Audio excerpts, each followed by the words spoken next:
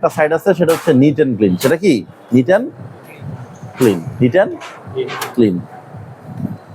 তো NEET and clean যদি আমরা হিসাব করি তাহলে আমাদের কি কি নিট অ্যান্ড ক্লিন করতে হবে? এটা হচ্ছে ইউজার টেবিল, হ্যাঁ, ওয়ার্কিং টেবিল 1, আমাদের যে working table 1, working table 2, sub টেবিলে যে ছোট ছোট টেবিলগুলো আছে না, সাব টেবিল 2, র্যাক 1, ওই যে র্যাক 1, র্যাক 2, হ্যাঁ, র্যাক 3, ওয়াল র্যাক, সিসি ক্যামেরা র্যাক, এগুলো আমাদের নিট অ্যান্ড ক্লিন করতে হবে, হ্যাঁ, প্রতিদিন খেয়াল করতে হবে।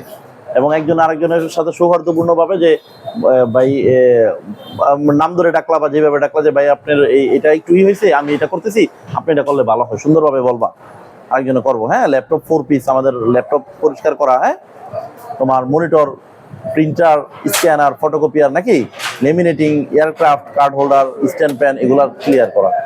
তারপরে নিট অ্যান্ড ক্লিন আরেকটা আছে যে upper wall, fan, fan 1, fan 2, banner 1, banner 2, banner 3, বুঝছো? Gate banner 1, gate banner 2, rack and stand banner, এগুলো ঠিক করা। আর আমরা একটা কাজ ডিভাইড করে দিয়েছিলাম, কে কোনটা কাজ করবে, হ্যাঁ। তারপরে তোমার কে কার মেন কাজ কি, যেমন ধরো purchase, pending task alarm, data analyst করবে সে, প্রোডাক্ট নিড এক্সপেন্স এটাই করবে, প্রোডাক্ট নিড ডিউ এক্সপেন্স ও করবে, হ্যাঁ। এরকম আমরা কাজ কিছু ডিস্ট্রিবিউশন করে দিয়েছিলাম। আর এখানে একটা অপশন অনেক সুন্দরভাবে আমরা দেওয়ার ট্রাই করছি, সেটা হচ্ছে file or picture receive and send করার কয়েকটা ওয়ে, হ্যাঁ।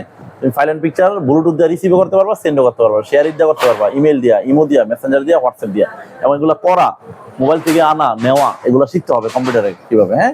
এবং এই ইউটিউব ভিডিওগুলো শিখবা ফটোকপির ব্যাপারে, তাহলে অনেক কিছু জানতে বুঝতে পারবা, হ্যাঁ।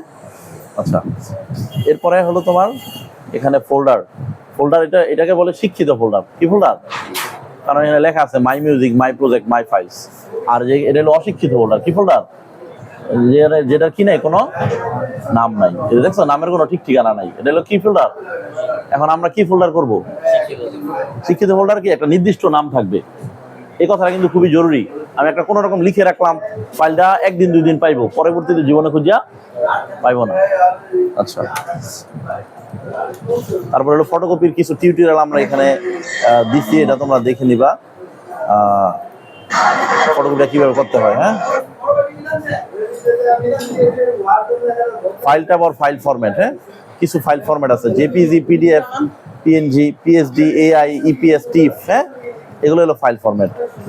তারপরে তোমার এখানে ফটো এডিট করার সিস্টেমটা আমি এখানে দেখাইছি। তারপরে তোমার